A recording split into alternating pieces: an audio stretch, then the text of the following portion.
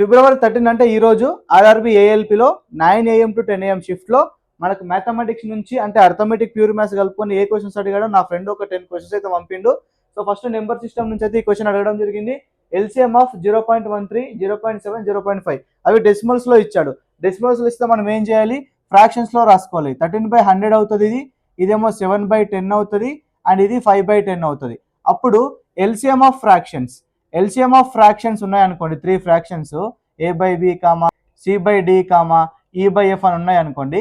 LCM ఏమవుతుందంటే formula LCM of numerators divided by HCF of denominators అవుతుంది formula. Okay, numerators ఏమున్నాయి చూడండి, 1375 కదండి. సో 1375 వాటి యొక్క LCM of 1375 divided by HCF of 100, 10. So LCM of 1375 మనకు 3 డిఫరెంట్ నెంబర్స్ ఉన్నాయి కాబట్టి వాటిని మల్టిప్లై చేయండి, 455 వస్తుంది మీకు. Okay, divided by highest common factor of ఇది ఏమవుతుంది, 10 అవుతుంది కదా. 10 అనేది ఈ 3ని డివైడ్ చేస్తుంది కదా, సో ఇది 10 అవుతుంది. Is equal to 45.5. సో దీనికి ఆన్సర్ 45.5. సింపుల్ ఇంట్రెస్ట్ నుంచి క్వశ్చన్ చూడండి ఎలా అడిగాడు ఈరోజు. What is principal amount on profit of 480 at 10% per annum for 2 years అన్నాడు. మనకు సింపుల్ ఇంట్రెస్ట్ ఇచ్చాడు, రేట్ ఇచ్చాడు, టైం ఇచ్చాడు, ప్రిన్సిపల్ అమౌంట్ ఫైండ్ చేయమంటున్నాడు. మనకు సింపుల్ ఇంట్రెస్ట్ అంటే ఏంటి, 480 ఇచ్చాడు కదా. Simple interest equal to PTR/100 కదా. P అంటే తెలీదు, T అంటేనేమో 2, R అంటేనేమో 10 డివైడెడ్ బై 100 కాబట్టి 10 1s 10, 10s 2 1s 2 5s. P అనేది 5 into 480, 2400. సో ఆన్సర్ అయితే ఇది మనకు. సో జామెట్రీ నుంచి మంచి క్వశ్చన్ అడిగాడు, ఒకసారి చూడండి. ఏబి ఈజ్ అ డయామీటర్ ఒక సర్కిల్ ఒక డయామీటర్ అంటుండే ఏబి అనేది. ఓకే, ఏబి అనేది ఒక డయామీటర్ సెంటర్ నుంచి పాస్ అవుతుంది, extended to point C. Diameter అనేది మనకు పాయింట్ సి వరకు ఎక్స్టెండ్ చేశాడంట. Where BC equal to 9 centimetre. ఇక్కడ నుంచి ఇక్కడికి 9 సెంటీమీటర్ ఇస్తున్నాడు. ఓకే, ఇక్కడ నుంచి ఇక్కడికి. The length of tangent from C to circle. From C నుంచి సర్కిల్కి టాంజెంట్ అంటే ఏంది, ఒకటే పాయింట్ దగ్గర టచ్ అయ్యి ఉన్న లైన్ని మనము టాంజెంట్ అంటాం. సర్కిల్కి ఏదైనా ఒకటే పాయింట్ దగ్గర టచ్ అవుతుంది దాన్ని టాంజెంట్ అంటాం. Okay, is 15 centimetre. సో ఇక్కడ నుంచి లెంత్ ఆఫ్ టాంజెంట్ 15 సెంటీమీటర్స్ ఇస్తున్నాడు, బాగానే ఉంది. ఫైండ్ రేడియస్ అంటున్నాడు. రేడియస్ అంటే ఏంది, సెంటర్ నుంచి ఏదైనా ఒక పాయింట్ సర్కిల్ పైకి డిస్టెన్స్నే రేడియస్ అంటాం. మీరు ఇక్కడ కూడా అబ్జర్వ్ చేయండి, ఇక్కడ సెంటర్ నుంచి ఇక్కడ కూడా ఒక పాయింట్ ఉంది, దీన్ని కూడా మనము రేడియస్గా తీసుకోవచ్చు. అండ్ మీరు ఇక్కడ గుర్తుపెట్టుకోవాల్సిన ప్రాపర్టీ ఆఫ్ ఏ సర్కిల్ ఏంటంటే, property of a circle and tangent, radius is always perpendicular to tangent నానా. సో రేడియస్ అనేది ఇక్కడ ఈ రేడియస్ అనేది ఈ టాంజెంట్కి పర్పెండిక్యులర్ ఉంటుంది, అంటే 90 డిగ్రీ. అంటే ఇప్పుడు ఈ ట్రయాంగిల్ అనేది ఏమవుతుంది, రైట్ యాంగిల్ ట్రయాంగిల్ అవుతుంది. అంటే పైథాగరస్ థీరం మీకు ఐడియా ఉంది కదా. పైథాగరస్ థీరం అంటే ఏంది, hypotenuse square is equal to base square plus height square. Hypotenuse అంటే ఏంటి, ట్రయాంగిల్లో లార్జెస్ట్ సైడ్ అంటే పెద్ద ఉండే సైడ్ని మనము హైపోటెన్యూస్ అంటాం. అంటే ఇది పెద్ద సైడ్. సో ఏంది, ఇక్కడ నుంచి ఇక్కడికి 6, ఇక్కడ నుంచి ఇక్కడికి 9, అంటే r+9 whole square is equal to base square అంటే ఏదైనా ఒక సైడ్ తీసుకోండి, రెండిట్లా ఏమీ కాదు. సో నేను r తీసుకుంటాను, r² ప్లస్ h² అంటే 15² అంటే 225. ఓకే, ఇప్పుడు చూడండి ఇది a plus B whole square formula ఉంది. సో ఆ ఫార్ములా ఎక్స్పాండ్ చేయండి, ఇక్కడ రాస్తున్నాను చూడండి క్లియర్గా.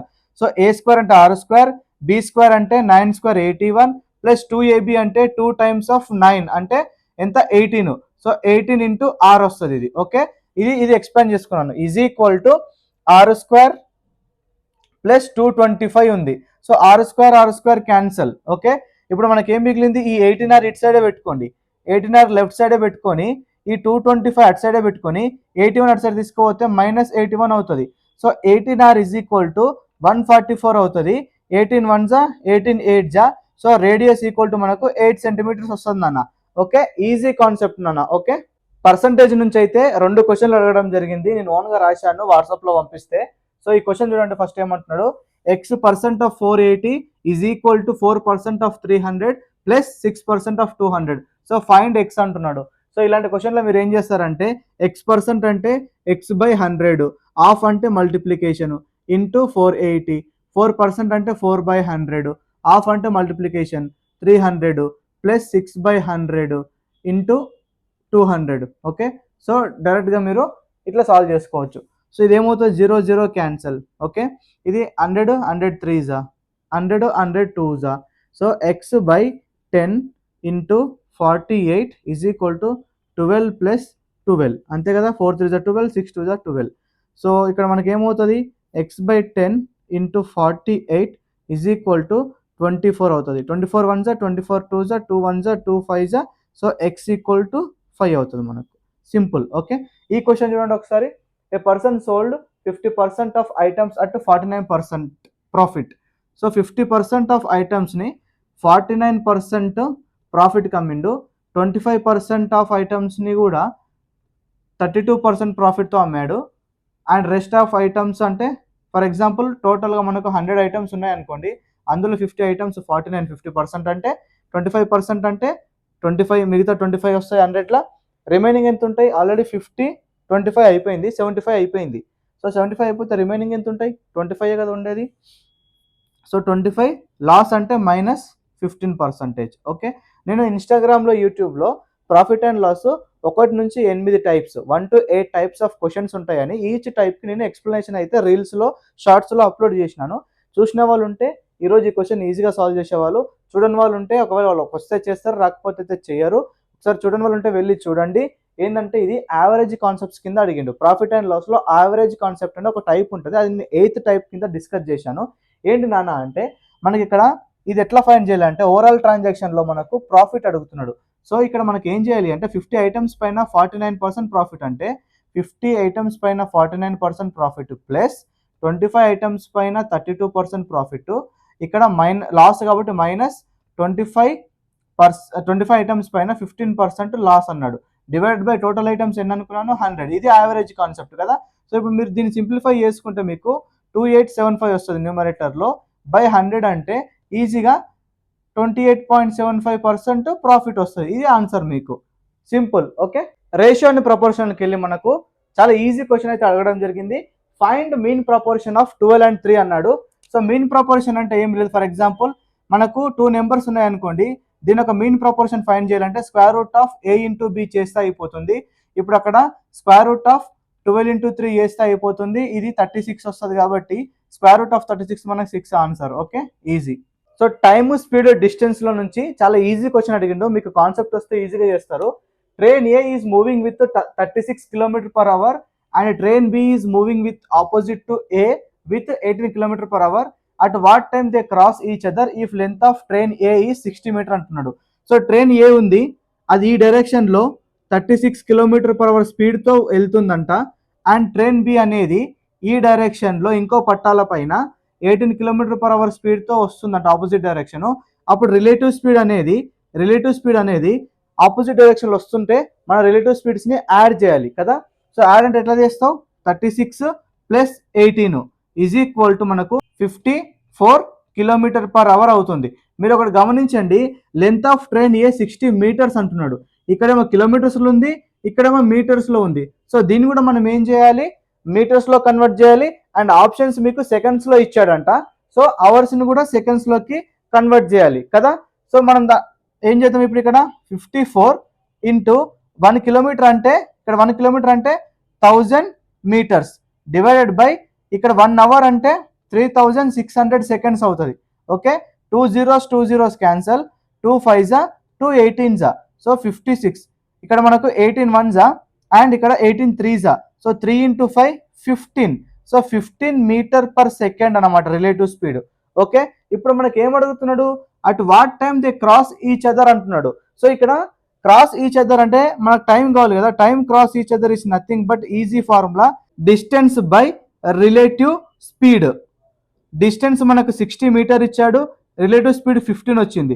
So 15 1s 15 4s so time equal to 4 secondsలో ఆ 2 ట్రైన్స్ క్రాస్ అయిపోతాయి. స్టాటిస్టిక్స్ నుంచి చాలా easy question. Find mode of 33 41 23 41 33 23 41 అంటున్నాడు. మోడ్ అంటే ఏంది? ఇచ్చిన అబ్జర్వేషన్లో ఎక్కువ టైమ్స్ ఏ నెంబర్ రిపీట్ అయిందో అదే మోడ్ కదా. ఒకసారి చూడండి, 41 అనేది 1 2 3 టైమ్స్ రిపీట్ అయింది కాబట్టి 41 ఇస్ ద ఆన్సర్. జస్ట్ 1 సెకండ్లో చేసే ఆన్సర్ ఇది. యావరేజెస్ నుంచి వెరీ ఇంపార్టెంట్ క్వశ్చన్ అయితే అడిగిండు. ఫ్రీక్వెంట్గా అడుగుతూనే ఉంటాడు ఇలాంటి questions. While calculating average marks of a class a teacher mistakenly included 25 instead of 37 అంట for one student. Because of this the calculated average is 48 instead of correct average is 49. Find number of students అంటున్నాడు. First number of students కి ఒక formula ఉంటుంది, standard formula. Number of students is nothing but ratio of difference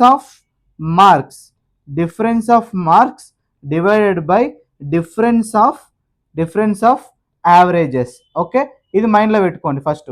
so ఇక్కడ ఏమంటుండు, 37 వేయబోయి 25 marks వేసిందంట వాడికి, మర్చిపోయి. So అప్పుడు ఏమైంది, యావరేజ్ 49 రావాల్సింది 48 వచ్చిందంట.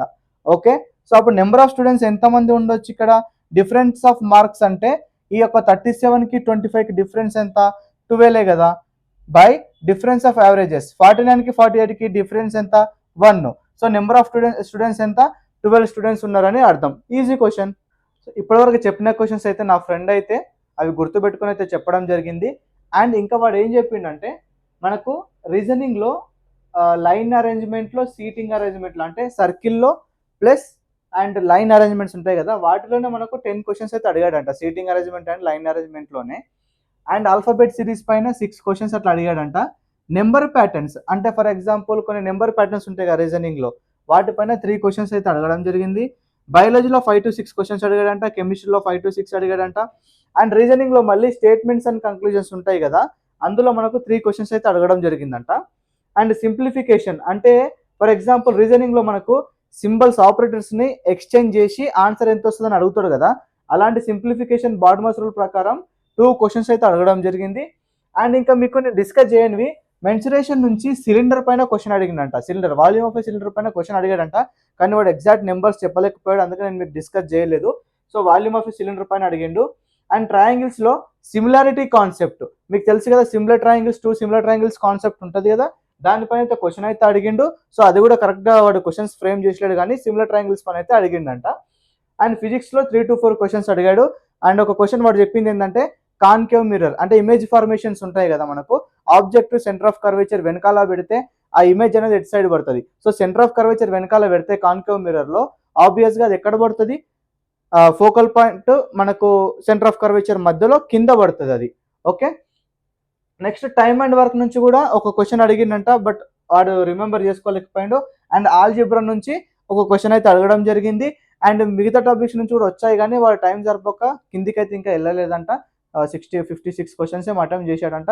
అండ్ నాకు కూడా దొరికితే నేను మళ్ళీ ఇంకొక వీడియో చేస్తాను, సబ్స్క్రైబ్ చేసి పెట్టుకోండి ఖచ్చితంగా.